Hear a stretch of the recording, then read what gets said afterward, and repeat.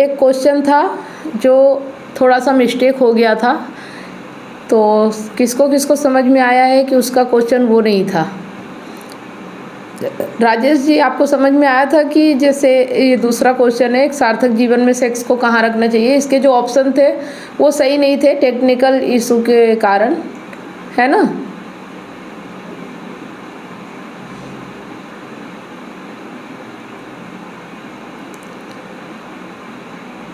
तो इस बार जो अंक आए हैं आप लोगों के,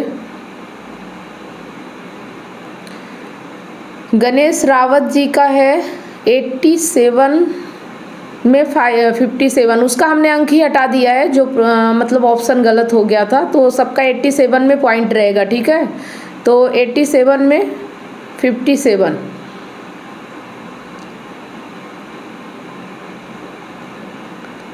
और संदीप जी का भी सेम ही है, गणेश जी के बराबर है, 87 में 57।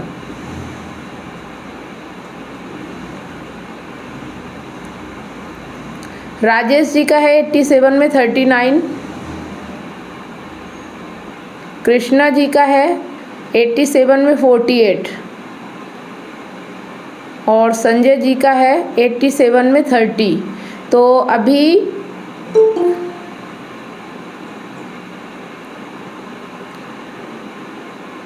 संजय जी का है 87 में 30। तो जो अभी एक साथ जो टक्कर में है वो हैं गणेश जी और संदीप जी, है ना। तो पिछली बार संदीप जी का पॉइंट ज़्यादा था, लेकिन इस बार गणेश जी और संदीप जी दोनों का है। तो अब अगली बार इन दोनों में से जिसका मतलब फास्ट रहेंगे, जो सबसे ज़्यादा रहेगा उनका देखा जाएगा, है ना। तो गणेश जी और संदीप जी में से अगर संदीप जी का आता है तो 2 बार संदीप जी का हो जाएगा और गणेश जी का 1 बार रहेगा। फिर गणेश जी को 1 बार चांस मिलेगा, या इस बीच कोई और अगर कर लेता है, इन दोनों से आगे हो जाते हैं तो और अच्छी बात है ना।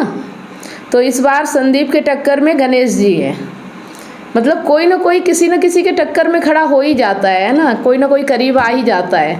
चलिए, अच्छी बात है, मेहनत कर रहे हो आप लोग, और ठीक है। इतना भी अगर समझ में आ रहा ना, अगर 90 में 30 भी समझ में आ रहा है तो लाइफ बेहतर है। ऐसा नहीं है कि बिल्कुल ही, पहले से तो बेहतर है आपकी लाइफ। कम से कम इतना तो समझने लगे हैं कि हमारी ज़िंदगी में जो कुछ भी हो रहा है ना, वो हमारी ही वजह से होता है। तो हमें किसी को अब दोष नहीं देना है, किसी की ओर उंगली नहीं उठाना है, और संसार में कुछ ऐसा है नहीं जो हमें खुशी दे जाए, तो इसलिए संसार के पीछे बहुत भागना भी नहीं है, है ना। इतनी चीज़ अगर समझ में आ गई तो बची